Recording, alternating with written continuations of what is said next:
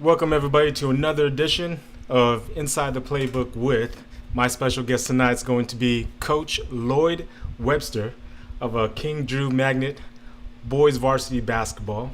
And again, what we're doing here is just highlighting that coach going through their walk, basically their journey, what's been working with them for them during this time, during this journey, during their career as being a coach. So inside the playbook is not just about X's and O's. It's just about the little nuggets and tidbits and things that have worked for them throughout their basketball coaching career. So help me and welcome Coach Lloyd Webster.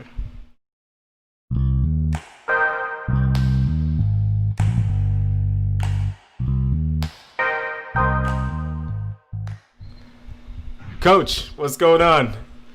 Can you hear me? Hey, how you doing? How you doing? How's everybody doing out there tonight? And everybody, I'm going to say everybody's doing cool. Everybody's doing cool out there. Thank you for taking the time to being with us on HBTV on this little show called Inside the Playbook with. So do me a huge favor. Just go ahead and, introduce yourself. What's your program? What do you do? Just for the audience members that do not know you, that don't know you.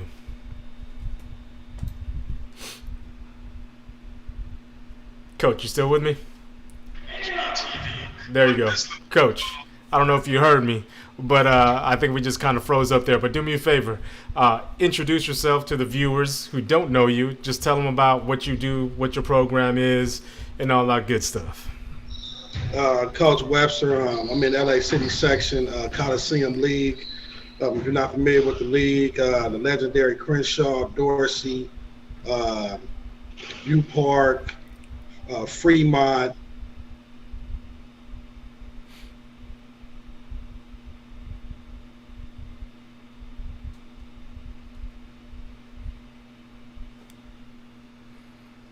Coach, you still with me? I think you kind of dropped out. Sorry about that, everybody. Just the Zoom connection tonight over there at King Drew. Coach, you back with me? Yeah, I'm with you. Okay, cool. So we kind of dropped off. But anyways, again, you were talking a little bit about who is in your league and all that. You had mentioned, I guess it was Crenshaw, Fremont. Who else was there? Dorsey, Washington Prep, solid athletic schools, a lot of tradition. Awesome, man. Well, thanks for that. So again, the show is called Inside the Playbook with, and you are my special guest tonight, Coach Lloyd Webster. So do me a favor and just take us down that road, like where it all began for you as a player. How did that come about as far as you playing? And then we're gonna go ahead and transition into where, how you got into coaching. But tell us a little bit about your playing background. Coming up, man, played at all the local parks and recreational leagues, man, just anywhere where there was a game, pick up basketball around areas. I was a South Bay guy, so attended Carson High School, played there. We had a pretty good team there, but of course back then Crenshaw dominated everything. So pretty much if you weren't a Cougar back then, you weren't really much.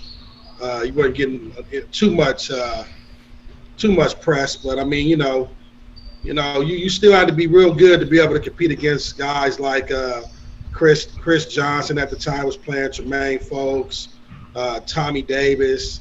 I mean, it was so many pros throughout, not only the city section, but everywhere. Paul Pierce, Tayshaun Prince.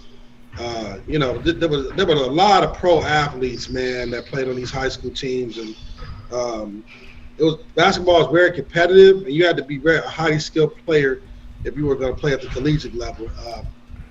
Lucky enough for me, I made, I did some pretty good things basketball wise, and I was able to get recruited out of high school to Dominguez Hills at the time.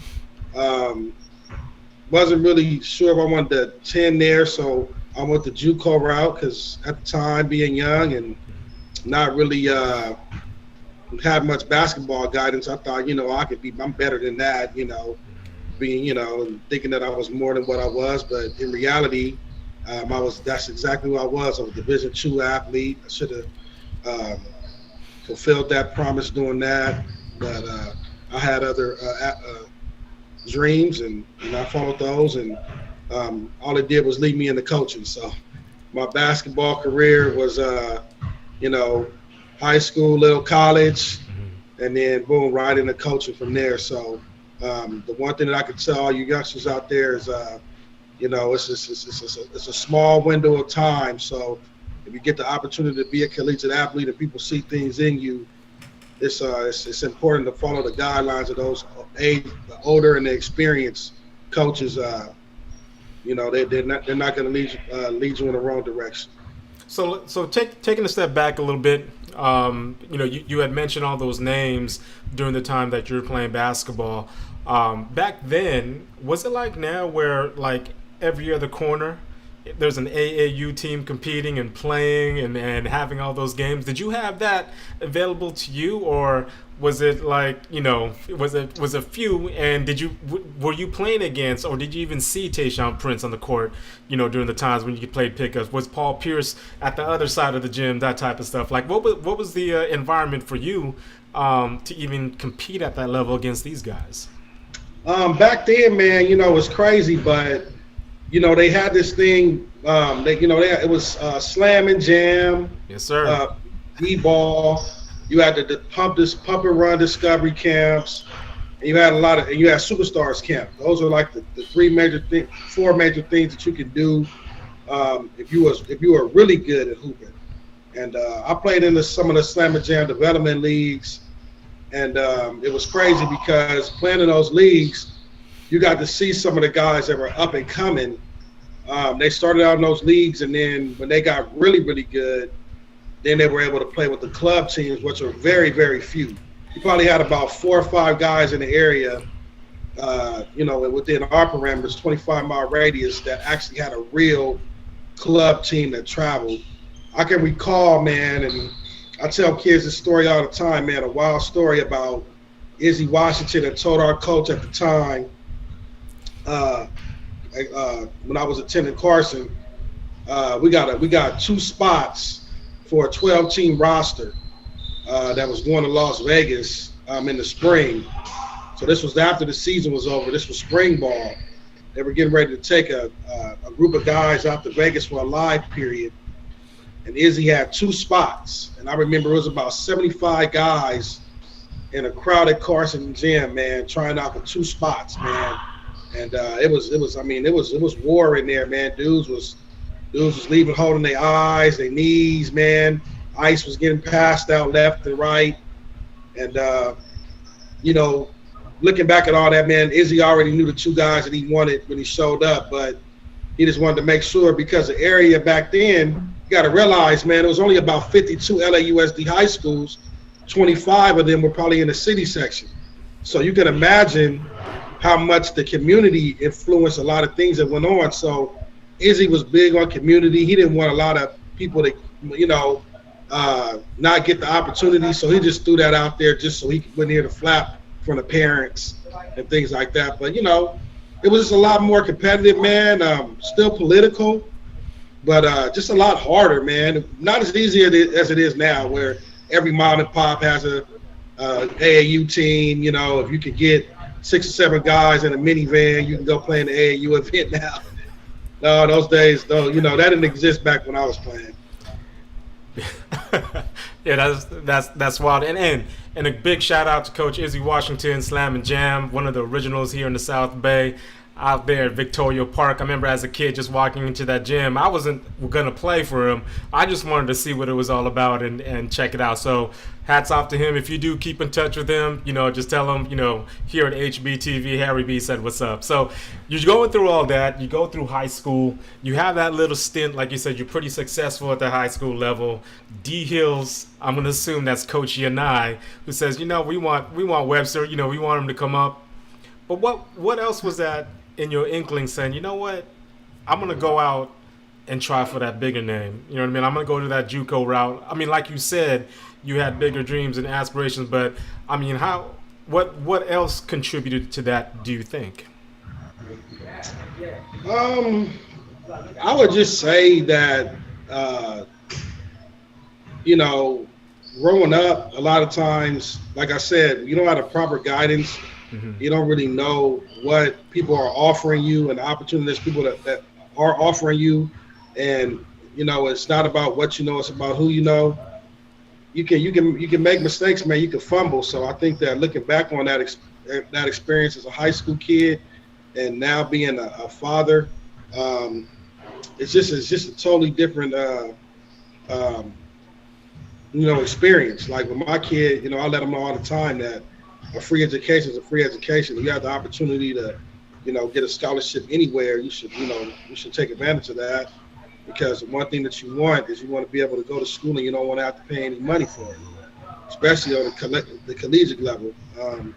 So yeah, looking back on that, I tell Coach and um, I mean, since the '90s. I mean, he's had over hundreds of recruits. You know what I mean? So he couldn't necessarily pinpoint me back then, but he kind of vaguely remembered. He remembered my mom coming up there when my sister was a baby at the time, and him giving me, his honest opinion and his assessment of where I was at, and what he was offering at the time.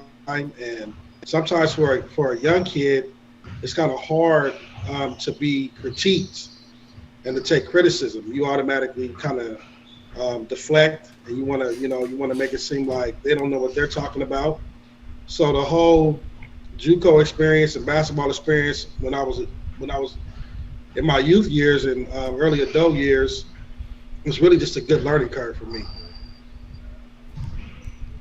Well, thanks for that, brother. So again, you guys are watching HBTV Inside the Playbook with my special guest tonight, Coach Lloyd Webster of King Drew Magnet High School. So moving on to your transition as becoming a coach, like walk us through that. Like where was that experience? What opportunity did you have to first get yourself holding that clipboard and walking that sideline? Man, I'm gonna keep it real, man. At the time, it's crazy how I got into coaching. I never stopped playing ball, man. I had got really, really good, JUCO wise, continuing to playing a lot of pro-am leagues. And the one thing when you're a young coach coming in is the kids still challenge you. They want to play you, they want to see your game. And a lot of that is how they respect you, because you don't really have a resume built up a bunch of wins yet. You haven't won a lot of titles or anything. So they want to know, man, who are you? Can you ball? Can you put me in my place basketball wise? So I kind of fell into coaching just off of somebody invited me out to take a look at a team one day, and it happened to be closer to the summer.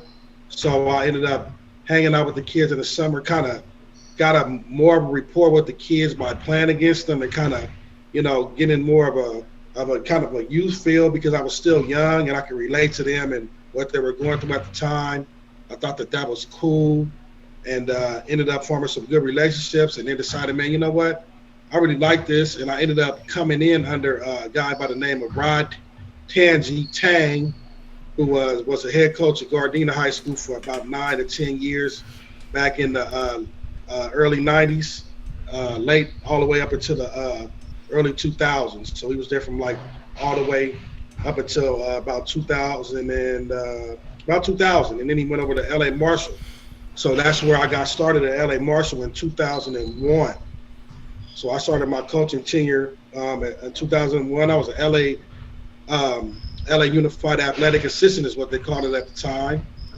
And became an athletic assistant, man, and was with Coach Tang for about 4 years.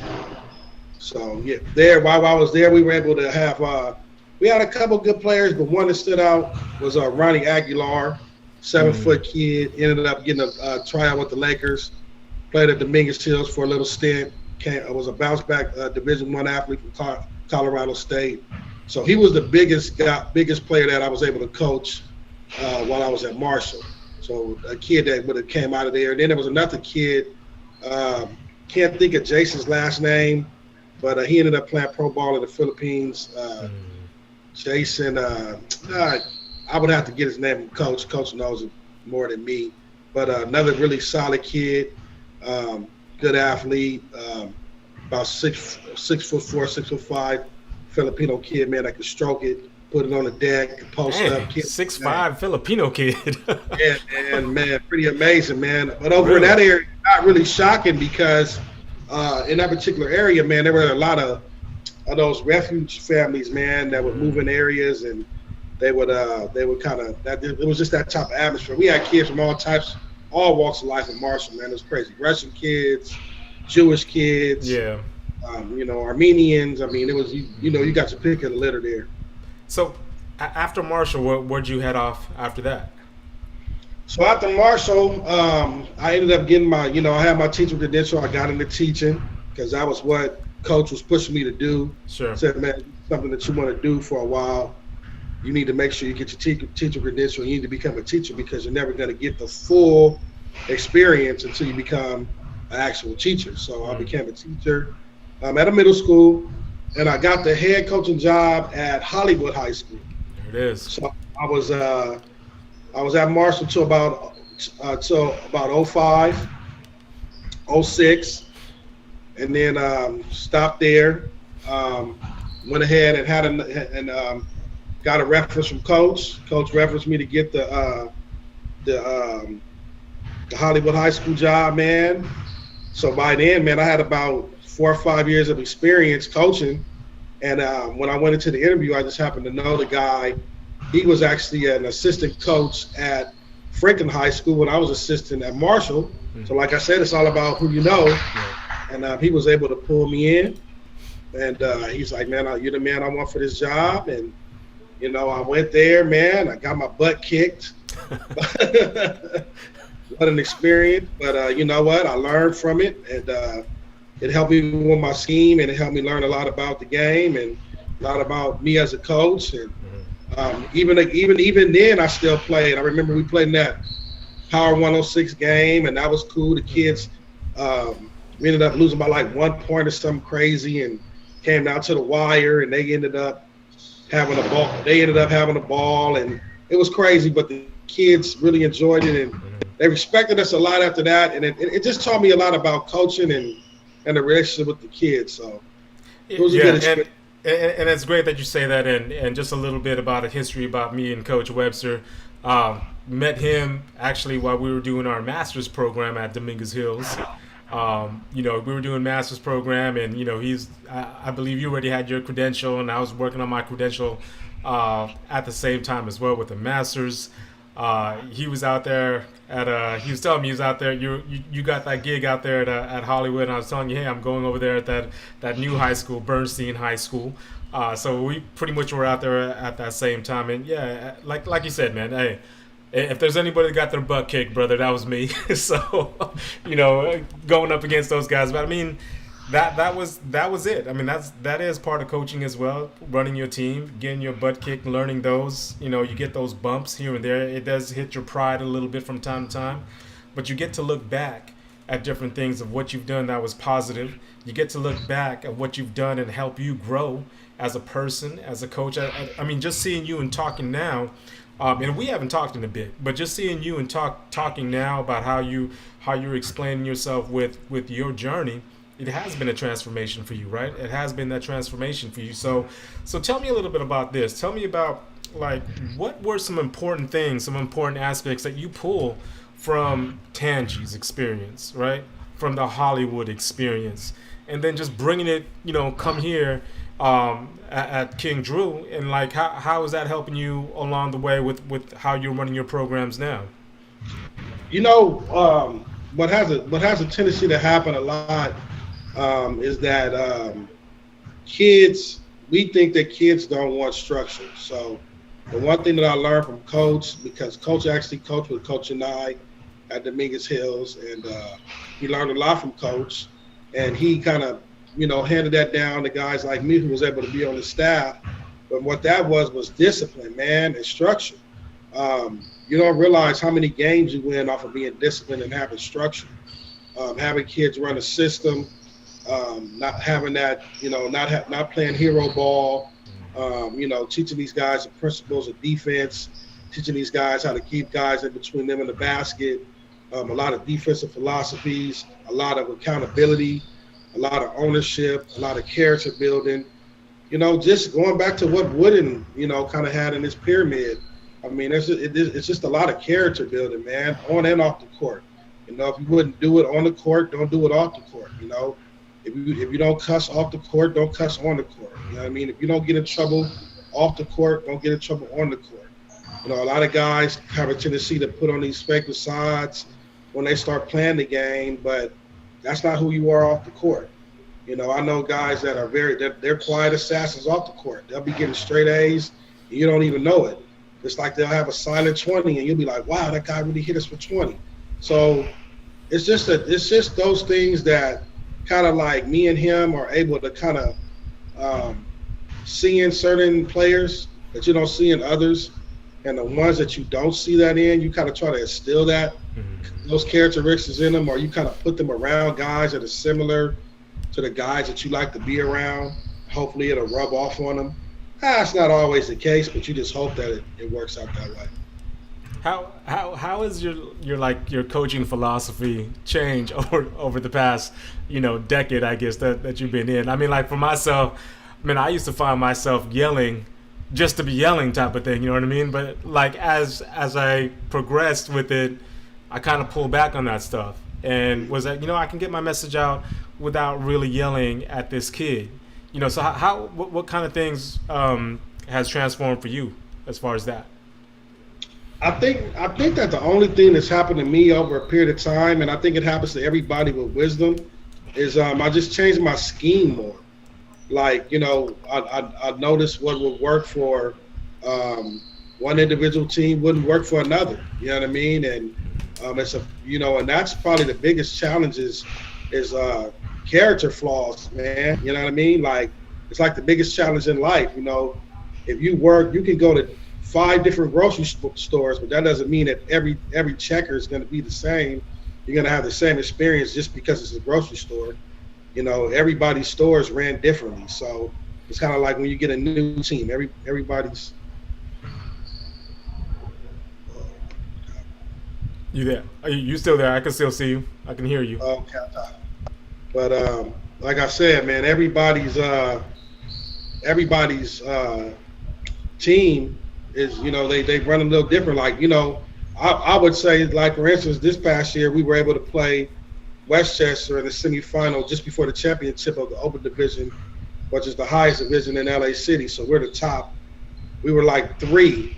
We were the top. We were the 3rd team in LA City. That means out of, I think it's like 112 schools, we were ranked 3. So that made us Open Division. So we went into the playoffs as a 3rd seed. We played Westchester, who I believe was either the 1 or the 2 seed in the semifinal game. And it would be bad for me to be telling my kids, oh, look at the Westchester kids. Well, they're not Westchester kids. So we make a mistake as coaches, a lot of times trying to compare kids to other kids. What we have to do is we have to make sure that we instill a philosophy and character within what we do. I don't expect that the way I cook a steak is the way you cook a steak. You may do something totally different. And then guess what? If you cook a better steak, it's important for me to take that skill set and apply it to my skill set. I don't necessarily have to tell anybody, I got that recipe from Harry. They don't have to know that. All they have to know is, man, that's a great steak. Man, So I think that it's the same way when you're coaching, man. You can take a little bit of everybody's recipe, man, and put it into your own and make your own recipe and, go ahead and get some wins. So that's kind of how I've grown as a coach, man. I've just gone out and studied, man, and put a lot of time in, man, and man, stay humble.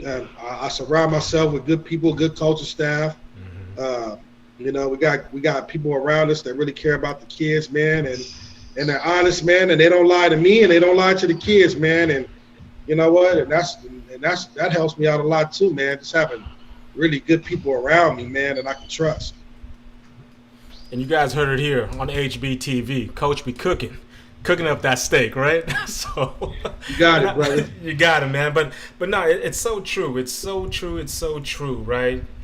Make sure you pick your tribe right. That's a message that has been sticking with me, man. It's like, you hear your parents from when we were, back in elementary, middle school, right? You know, pick your friends. Your teachers say pick your friends, and you're even echoing that right now. Pick your tribe, pick your friends. It's very important who surrounds you to get that positive message out, to help you get that message out to the kids and actually practice the same thing. So that's really cool. Again, you guys are watching HBTV Inside the Playbook with your host Harry Bugarin and my special guest tonight, my dear friend, Coach Lloyd Webster. So, Coach, really quick, you touched upon it a little bit about making yourself better, getting that skill set from what you see from other people as well. I've asked the other coaches as well that's been on the show, but how important is it to you to go out there and go look at those coaches that you're talking about? Like, me and Marshall, we talked about going to UCLA's, going to those USC's, maybe even have to travel across town to the Dukes of North Carolina's. Is that something that, you tell your staff, you try to practice that yourself, when time permits, even pre-COVID and stuff like that? Is that something that's important to you for your growth with your staff and your team? Man, it's crazy you say that, man. Pre-pandemic, man, always trying to get to these coaching conferences and things like that, man. They set out in like 10 minutes when you try to get to them. The one out in Vegas, man, everybody runs to, man, and they're so hard to get into, man. You have to know someone or someone recommends you and things like that. But the greatest thing about the pandemic has been there's been a lot of Zoom coaching conferences. So I've been able to go to a lot of those and been able to listen to some real legendary coaches, some coaches with a lot of knowledge, man, that been around and coached great high school players, great college players, great pro players. I was actually on a Zoom call about a week ago, and George Ravlin was on there. Wow. Man, I got some knowledge from what we would call, man. We know Wooden's not around, but Ravlin's not too far off, man, from a guy that has a lot of knowledge and in his own right as a wizard, maybe not in Westwood, but maybe LA, right? Exactly. Being at FC and having a tenure at Washington State and things like that. So, man, just got a great deal of knowledge from him. Another time, man, we was able to get a great deal of knowledge from Coach West, the legendary Coach West, Crenshaw High School. He got on a Zoom call on a coaching conference about a month or so ago. So, yeah, man, just been really been able to coach Romar. So, this pandemic has not been all negative. There's been some positive things that have happened, basketball-wise. Of course, the kids not playing and us not being able to do our daily routine and continue to instill value into these young men. Of course, that's been kind of a dilemma, but at the same time, as far as me getting knowledge and getting fed, man, I've been getting fed some good knowledge, man, from some of these legendary coaches out here, and I definitely appreciate being able to do that. That's blessings right there. So, we're talking about these coaches now. So, like, off the top of your head, like, who are some of the coaches that inspired you, or even coaches that you try to follow still till today? Like, for myself, I didn't have a great relationship as far as, like, we weren't close, Coach Mason and I, but he was my foundation. He was the first to teach me the organized basketball system, the organized way on how to play. And, I used a lot of the stuff that, that went in that gym in daily life. Whenever I thought I was in the hole, I said, man, I did this through Mason. I survived that, so I know I can get out of this, right? So, well, who are some of the other coaches that helped you or just inspired you to keep doing what you're doing as far as being a head coach and being a mentor and a leader to these teams and to these kids? Man, there were a lot of coaches, man, coming up, that it's funny because when you start to really get into the community and getting to make your way around, you start to run into coaches, and there are coaches that are no longer with us that were great. But some of the ones that I can remember that kind of stood out of my mind around the areas, Coach Mason was solid. You had Coach Hoppers over at Narbonne, who was solid. Coach Tang at Gardena. Coach Franklin over at Morningside was another good coach that, would be in contact through the years. And as I became a coach, I would bump into other coaches. Uh, Coach Roy, that was over at Inglewood, Coach Katani at Fairfax. He became someone that I would speak to often. Coach Tucker out of Pasadena, been around forever. Another good coach that I would run into. Coach Lowe's over at Harbor. Another coach has been around that I was able to kind of, have some conversations with. Coach Morris, who was at Southwest College, and there, Coach Morris. I was at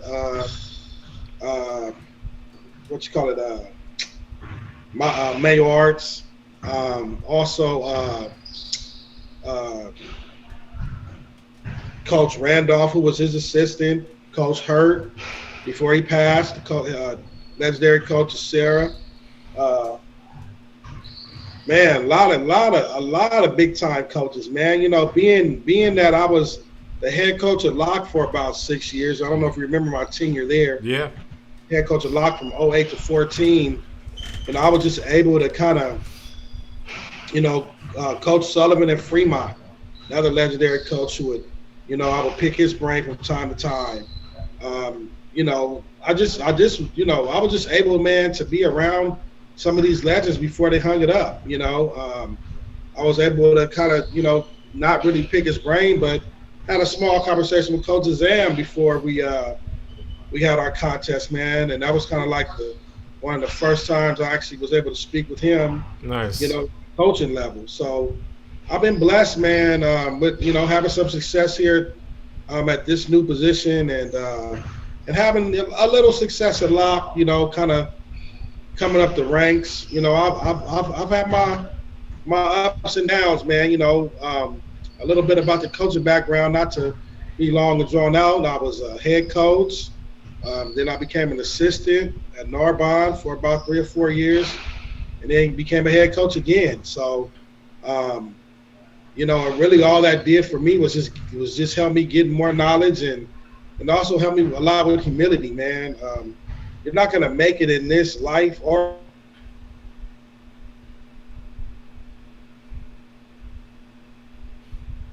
Coach, you still there? I think we froze up a little bit, but we're gonna try to hold that up. We'll try to go with that. I think we have some Zoom technical difficulties, but okay, we got you back, Coach. You kind of froze up for a little bit. I'm not gonna take too much of your time, Coach. I know you're still over there at practice. Just a couple more questions. So really no, quick, we ain't got nothing going on up here, man. I'm just over here in the little room, and we got somebody down here that I had to open up for, but it's nothing really going on right now, man. They got us limited, and we're just going through the motions, man, right now, man, waiting to get the call. So I dig it, man. But again, just a couple more questions before I let you go, brother. So Coach, so do me that favor, man. Like, from your experiences, and you hear, you come across a young student, male and or female, that want to get into coaching, who you see it in their eyes, they're kind of hungry about it, and you don't get rich from being a coach, right? So what type of message and what type of advice would you give that young person, again, male or female, who want to become a coach, who want to do exactly what you have been doing? The one thing that I would tell anybody that wants to become a coach, you have to be done playing. You're not going to be a good coach if you're still playing in adult leagues and men leagues, and you still spend a lot of time playing the game. If you still have aberrations of playing, and you're still running out of practice and running down the leagues and things like that, or you're still fully not committed to the coaching part, volunteer first. Don't commit to something that you're not ready for. That's the one thing that I've learned over the years, is that you have to be able to be 110% committed to it, like when you are a player. When you're a player, you're 110% committed to it. So when you're a coach, you have to be 110% committed to it. You can't come into it 75% because the kids are going to know it right away. They're not going to respect you, and it's going to be a bad experience. But if you're 110% committed to it, and you come into it with a good mindset, and you approach it the right way, and you really want to give back, and you really want to give all the knowledge you have and instill it into those young men or young women, whichever you choose. Oh man, it's a great opportunity, and it's $1 million experience. You're not gonna make $1 million, but it's definitely $1 million experience when you see the progress of some of these student athletes. And guess what, man? I wouldn't trade those experiences in for money. Those are the things of why you live for, man. It's purpose.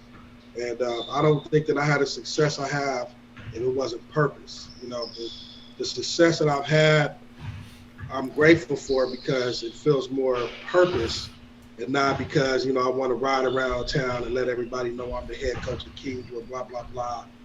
That's not what I did. That's why I do it, man. I do it because I feel like I have a lot of, you know, knowledge and a lot of things that I can instill in these young men that can help them not fumble, man, and help them be successful in life and help them continue their basketball careers and be great men in this community and any other community that they become a part of. So that's why I do it on a daily basis. And, you know, as long as I'm able to give in that aspect, man, I'm going to continue to do what I do.